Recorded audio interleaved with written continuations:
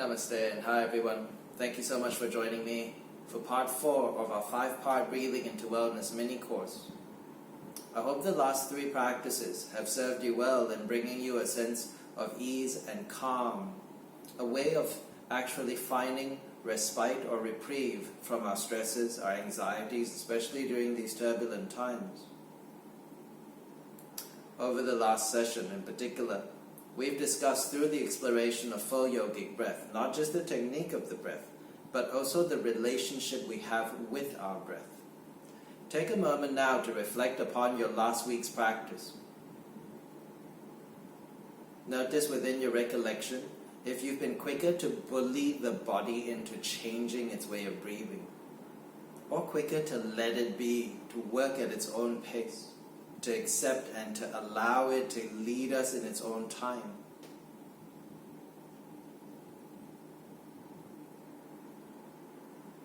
And notice for yourself how this change in relationship affects not only the breath, but the way you feel overall. When we look to administer a change of relationship within ourselves, it can seem really strange and abstract. But when you think of it from an external point of view, when somebody treats you the way you treat your own body breathing, how would you imagine that made you feel? How do you feel when they're a bully towards you, constantly telling you what to do, never even listening to you or how you feel or what you want, what works for you, what feels good, versus if somebody were to encourage you for your own betterment, to try and help you in your own time, but first by learning about you, listening to you, understanding where you're at. That feeling that you notice in contrast from one to the other is precisely the feeling we can start to generate for ourselves based upon the relationship we are cultivating with the breath. And for this week, we start to explore a side addition to that through the extension of exhalation. In part 4, we will be examining the relationship between the breath and the nervous system in a little more detail. In the earlier segments from the very first episode, we spoke about how the breath is directly linked to thought and emotion. That different thoughts and different emotions create immediate shifts in the way that we breathe. And so too the opposite. That when we change the way we breathe, that breath in turn influences our thoughts and emotions, our nervous system. Further research of this relationship between breath and nervous system shows us that the inhalation or the process of inhaling is far more aligned with your sympathetic or your fight or flight nervous system activation, and the process of exhalation is far more aligned with your parasympathetic or your rest and relaxation nervous system activation. Now, when the research suggests this, it's not to say that every time you breathe in, you will be triggering off a panic attack. These two states of nervous system activation work in tandem, and they work within a really large range. So this little shift toward fight or flight or rest and relaxation is in fact really small. And while the mechanics behind this difference in nervous system activation between inhalation and exhalation is still unclear, it in itself is something we can use to our advantage all the same by extending the amount of time we spend in the exhalation phase. This next practice is built upon a full yogic breath. The only difference is that we will be looking to extend the exhalation easily by 2, perhaps even 3 times the duration, enabling a much longer time spent activating the rest and relaxation nervous system. Researchers have shown that this extended exhalation period can trigger off or stimulate the respiratory vagal nerve, which in return stimulates the rest and relaxation response, a response that we know is now intimately linked with our overall states of physical and mental well-being. And while the actual mechanics of this is still unknown, an easy practical way of understanding it is that in drawing a full breath in, we have to actually use a lot more muscular engagement. Diaphragm actively lowering, especially in the full yogic breath, ribs actively lifting. But having done all that, the exhalation is a sequential relaxation of our muscles, from the collarbones down the chest to the abdomen.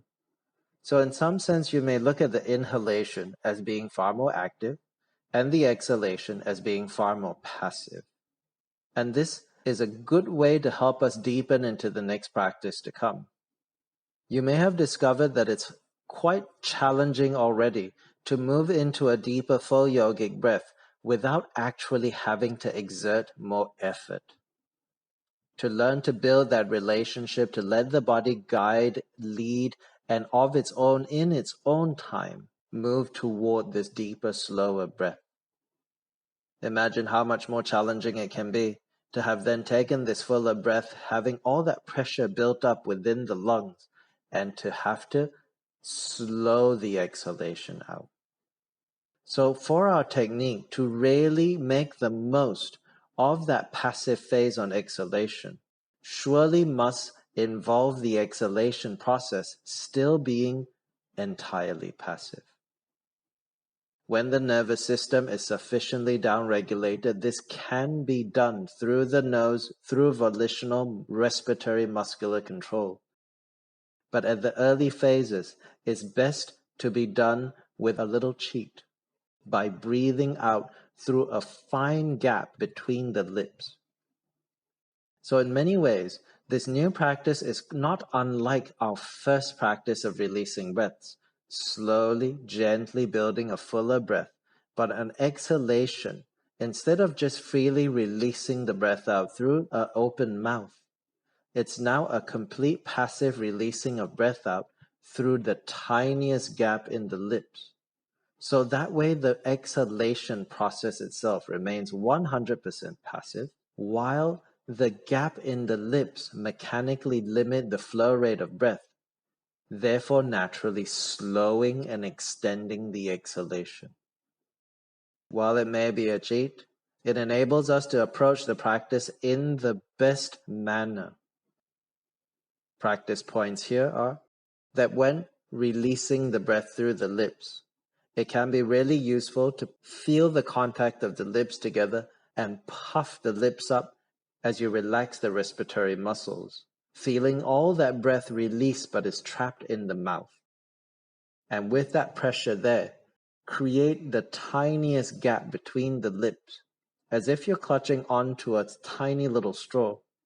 And having created this gap, allowing the breath to stream out of it passively, without pushing the breath or holding it back, just allowing it to naturally seep out through this small gap, taking its time to gradually release entirely.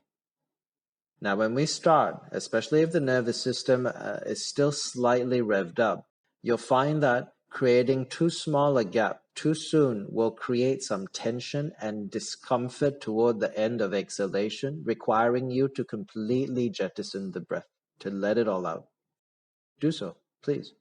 Because remember, the whole point within our practice is first and foremost to never incur any strain which will be received and perceived within the body as threat. We're building safety, tenderness. So whenever you feel you need to release and relax the breath, do just that. Wait till you find that sense of softness within your full yogic breath again, before embarking on the next exhalation through that tiny aperture, but only this time, create a slightly larger gap, maybe as if you're clutching onto a larger straw. So when you start this process, you may find that the gap is quite large at first, and that the exhalation is still fairly even or just slightly extended beyond the duration of inhalation. Very normal.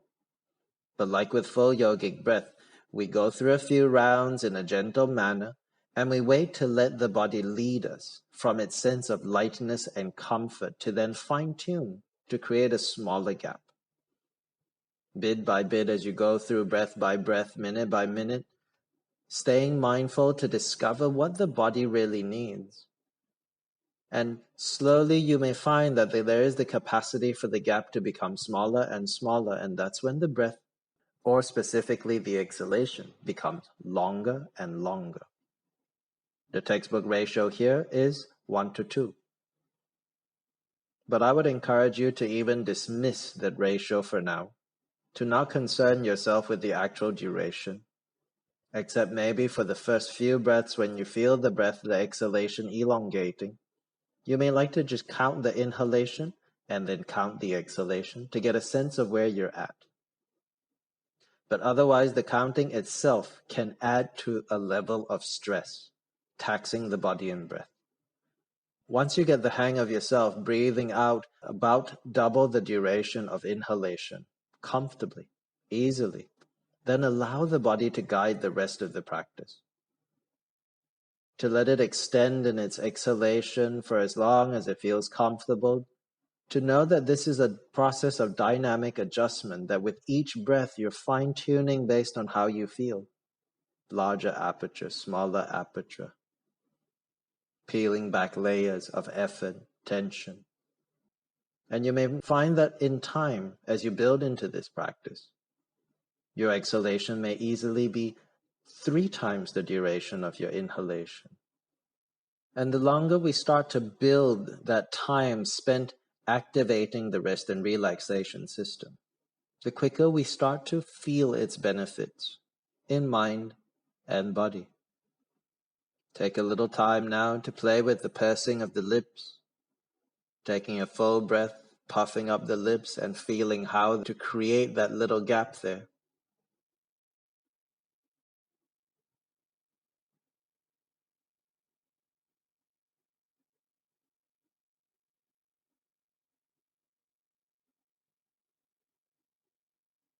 Even though we're now moving to a 4th phase of our practice, it's really important to remember that this phase is built upon all of our earlier segments, for us to learn to release, to bring tenderness, patience, to have a different relationship, to let the body lead us, and then to use this to elongate the exhalation.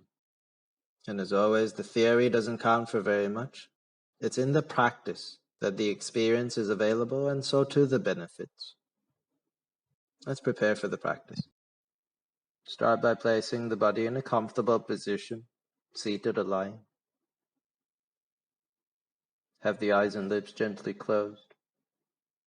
Appreciate that this in itself is the commencement of our process of reduction, doing less.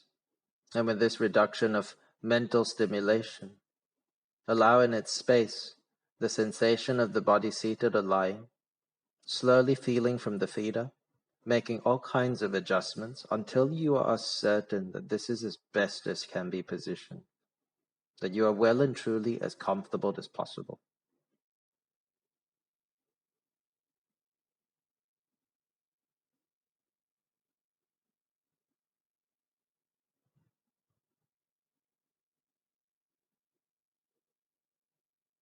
Careful to pick up where the mind wanders off. Bring it back. Cherish the body's comfort. Noticing if there are parts of the body that you've yet to connect with, please do so. Wriggle. Experiment with your position.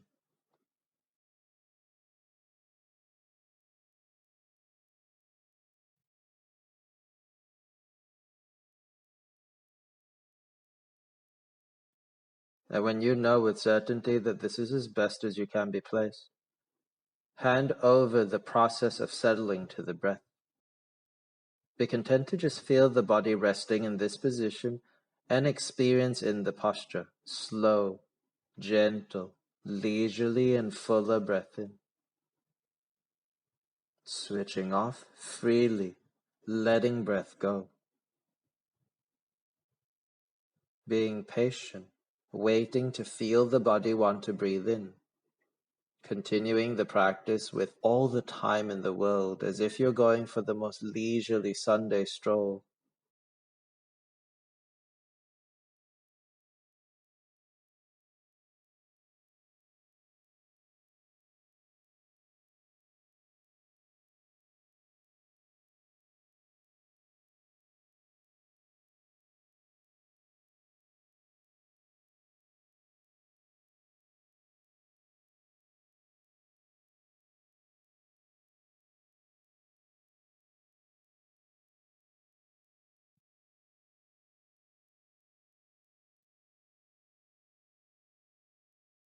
The more connected you are to that experience of release on each exhalation, the more that feeling becomes infused through mind and body.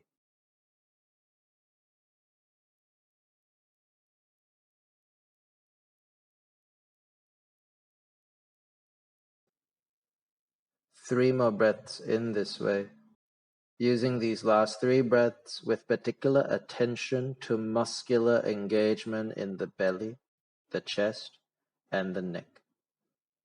Each exhalation softening any residual tension that may be there, creating a tension-free state of body for breath.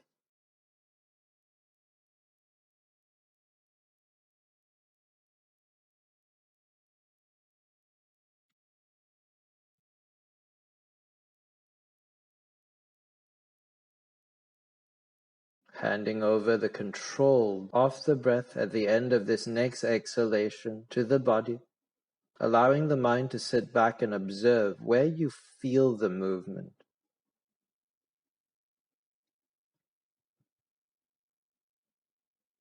If you find that some of the movement still higher in the chest, collarbones, see if you can release a little more somewhere else.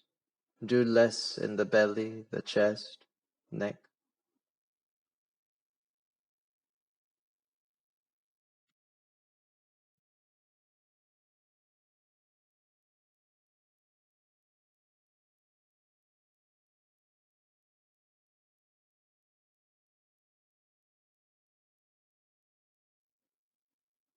Doing so little as to not even try to control the breath.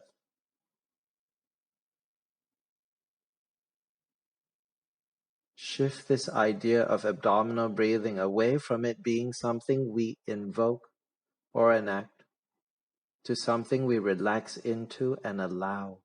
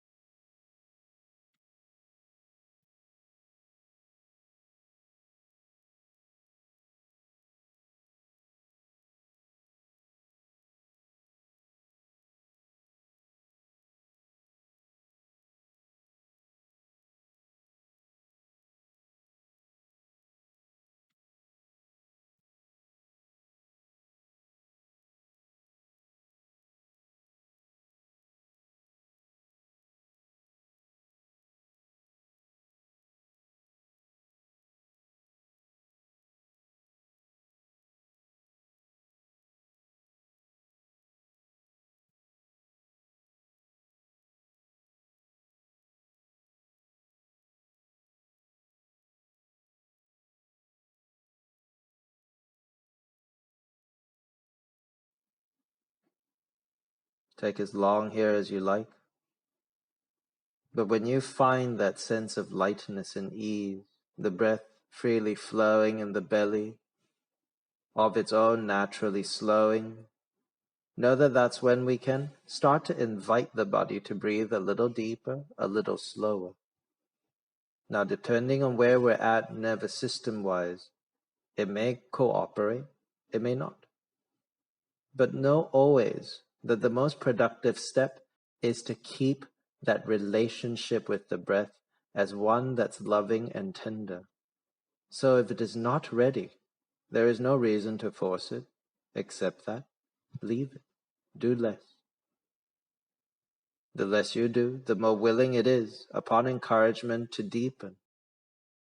When it does, let it happen.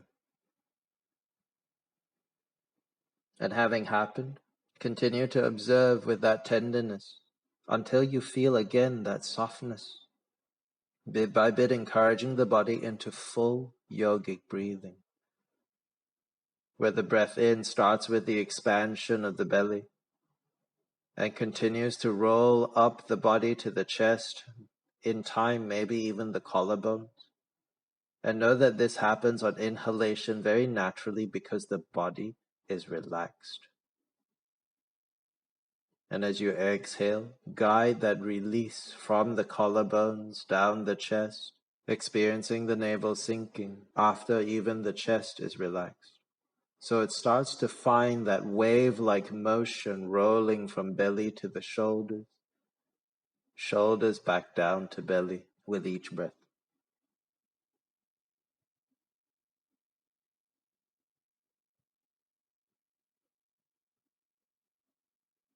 If you feel the slightest sense of strain, if you find that you're having to labor and work hard for the breath, then please understand that all you're doing is adding to the depth and quantity of stress and difficulty within you.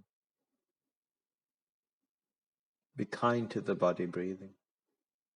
Be willing to drop back. If that's where you're at today, that's the practice, that's perfect.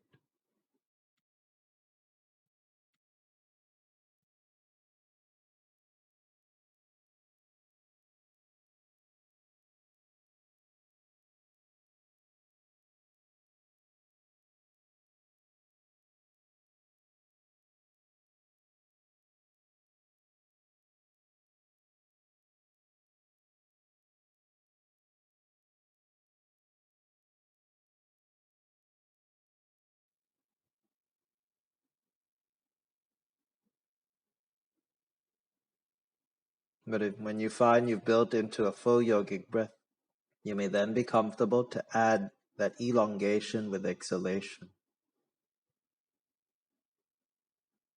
Subsequent exhalation. Release the breath into the mouth, completely deactivating the chest, the diaphragm, all your respiratory muscles, locking the breath in the mouth for a microsecond before creating a tiny gap between the lips, one that enables the breath to naturally seep out of its own effortlessly. But in that seeping out through a much smaller aperture is extended.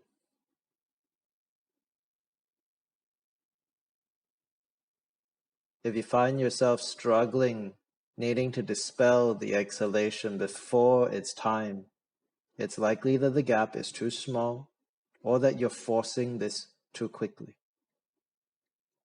Take time to drop back to that sense of ease and full yogic breath before coming back to this elongated exhalation. Do so only when you feel a real comfort and ease in the body. Then start to exhale through that tiniest gap between the lips again. But this time, allow that gap to be a fraction larger first. It may not extend the exhalation by much, but start gently.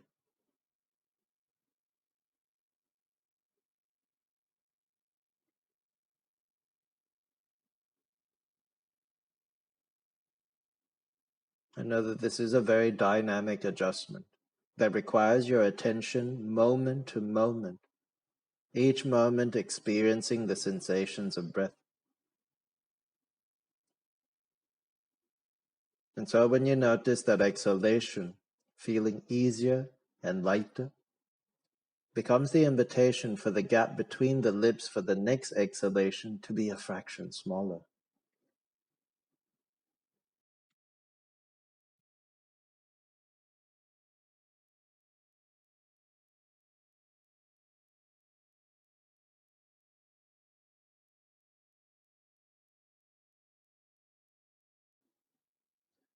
Be just as ready to observe where tension builds, if you're trying to force the breath out, pushing it, or holding it back, constricting the muscles.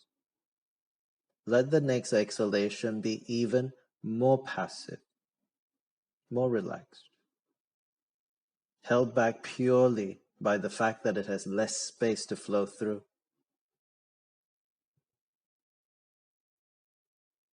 Equal attention to the breath in, taking it in very gently, very lightly.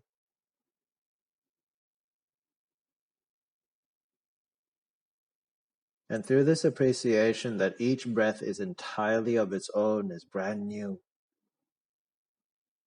For the rest of the practice, stay connected to the experience of body breathing and continue to fine-tune in every moment until you find that elongated exhalation, one that comes with such ease.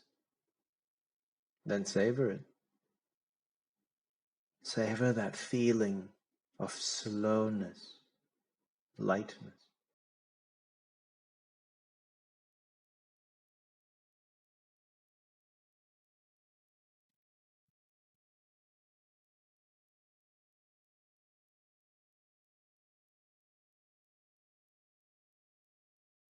When you have a comfortable rhythm that you can tell the exhalations longer, at some point you may like to add a count for 1 or 2 breaths, just to count the duration of breath in and then to count the duration of breath out. When you notice that the exhalation is roughly double the duration of inhalation, drop the count and allow the body to continue in this way. Know that the more relaxed you are, the longer the breath out can be. And the longer the breath out is, the more in turn it creates that down regulation of nervous system, deepening your state of calm and ease.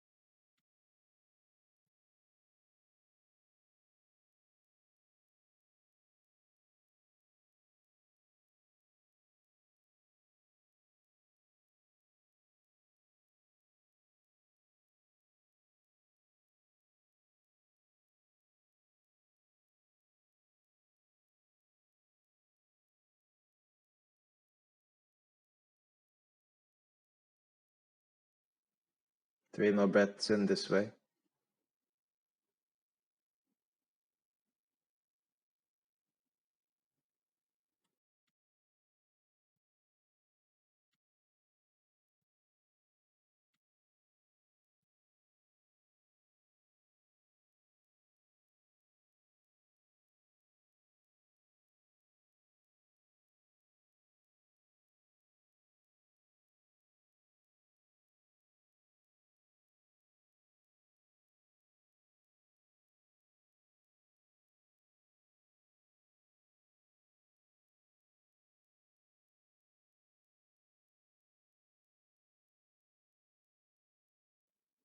On completion, feel free to take one extra releasing breath, freely letting the breath out without holding it back.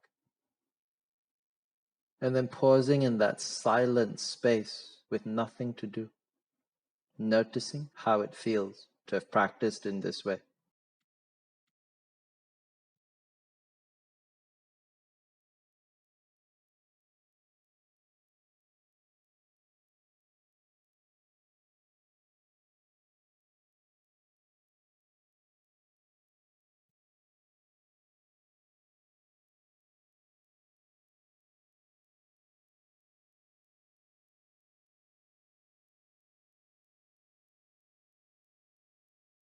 Know the effects for yourself before reconnecting with the space you're in.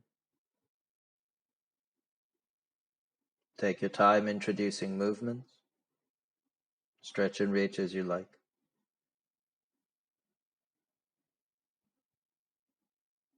Wait till you're ready before opening the eyes, coming out of your position. Know that the practice is now complete. And that if at any point in time you find an obstacle, you find you're not clear, you're not certain about what to do, how to use the lips to create that space, please find me on Facebook, Home of Equanimity, or leave a comment on the YouTube video so that I'm able to address these obstacles for you for the practice to be of the most benefit to you. My sincere wish that with these practices, we all start to find that rest that we so sorely seek. A rest for not just body, but mind, nervous system. So please, feel free to be in touch. Otherwise, I wish you all the very best. Stay tuned for our last installment. Namaste. Take care, everyone.